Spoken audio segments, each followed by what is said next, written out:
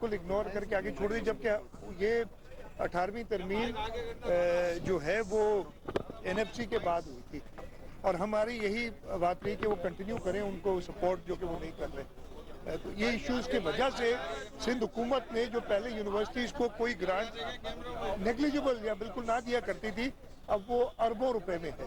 تو یہ آپ کی بات کہ نہ صرف NED university, Karachi university, Mehran university, Sindh university, جو بھی جامعات ہیں وہ سب ہماری اپنی جامعات ہیں، اور ہم پوری کوشش کرتے ہیں ان کو زیادہ سے زیادہ شاہ مدد صاحب کریں. آپ نے بھی ہیلتھ کا ذکر کیا، کراچی کا سب سے بڑا ادارہ ہے NICVD، آپ ہر جگہ تو کلیم بھی کرتے ہیں. اس وقت بہت برا حال ہے. 2018 میں الیکشن کمیشن کا جو حصہ تھا، یہاں پر آپ نے کہا تھا کہ ٹرانسپلانٹ بھی ہوں گے، لیکن اب تو ایشو ٹرانسپلانٹ نہیں ہو رہی، صرف ان لوگوں کی ہو رہی ہے جو پے کر رہا ہے. تو جو ان کے ڈائریکٹر صاحب ہیں ڈاکٹر ندیم قمر، ان کے خلاف بھی ہے کہ وہ دوبارہ تیسری بار جو ہے وہ بیٹھے ہیں، جو ان کو نہیں ہونا چاہیے.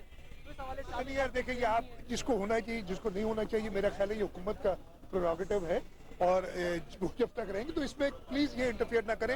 NICVD ابھی بھی سب سے، آپ پتہ نہیں کہہ رہے، میں نے تو 2 دن پہلے لوگوں کی ایک میڈیا میں چلا تھا کہ بہت زیادہ بہتر ہے. ہاں ہمیں ایشوز جو آئے ہیں اس وقت، بیکاز جو فارن ایکسچینج کا ایشو ہے اور ہم باہر سے امپورٹ نہیں کر سکتے، یہ ایشوز آئے. باقی اور کوئی نہیں ہے ایشو. آپ میں کہہ رہا ہوں شاہ صاحب یہ بتائیے گا کہ شاہ صاحب یہ بتائیے گا کہ R&D جو فنڈنگ کی ایشوز ہیں، ملک میں ڈالرز کا بھی جو ایشو ہے، اس کو کس طرح سے دیکھتے ہیں کہ اب جو ہائر ملک میں ایجوکیشن اکنامک ایشوز جو ہیں، نہ صرف اکنامک ایشوز، دوسرا یہ کہ جو ڈائریکٹر فائنانس کا جو کراچی یونیورسٹی کا ایشو ہے، وہ اپنے حکومت کے احکامات کو نہیں مانتے، وہ ریٹائرڈ بھی ہو چکے ہیں، ان کے بھی ایک الگ جو ہے وہ مسائل ہیں. تو کیسے یہ مسائل حل؟ میں سب سے پہلے تو آپ نے کہا ملک میں جو اکنامک کرائسس ہے اور اس میں ہر ادارہ ہر سیکٹر سفر کر رہا ہے، اور یونیورسٹیز بھی جہاں پہ بھی آپ کو فارن ایکسچینج کی ضرورت ہے، امپورٹس کی ضرورت ہے، وہ پرابلمز آ رہے ہیں اور اس کو ہم فیس کر رہے ہیں. باقی جو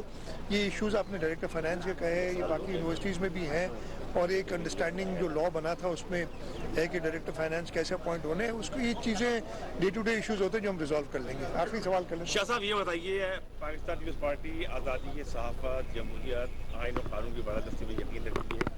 ARY نیوز کا لائسنس ایک مرتبہ پھر معطل ہے پیمرا کی جانب سے. پاکستان پیپلز پارٹی کیسے دیکھتی ہے اس صورتحال کو؟ میں بالکل پاکستان پیپلز پارٹی اس پہ آزادی صحافت پورے رکھتی ہے. ہم کسی بھی چینل کو کسی وقت بھی بند کرنے کے فیور میں نہیں ہے. یہ پیمرا نے ایک کیا، پیمرا کا قانون کہتا ہے، تو انہوں نے اگر کوئی وائلیٹ کرے تو میرے ادارے سے بھی یہ ہوگی درخواست کہ قوانین کے مطابق چلے تاکہ ایسی فیس نہ کریں. لیکن ڈسپائٹ دیٹ میں اس کے حق میں نہیں ہوں اور اس کی مذمت کرتا ہوں.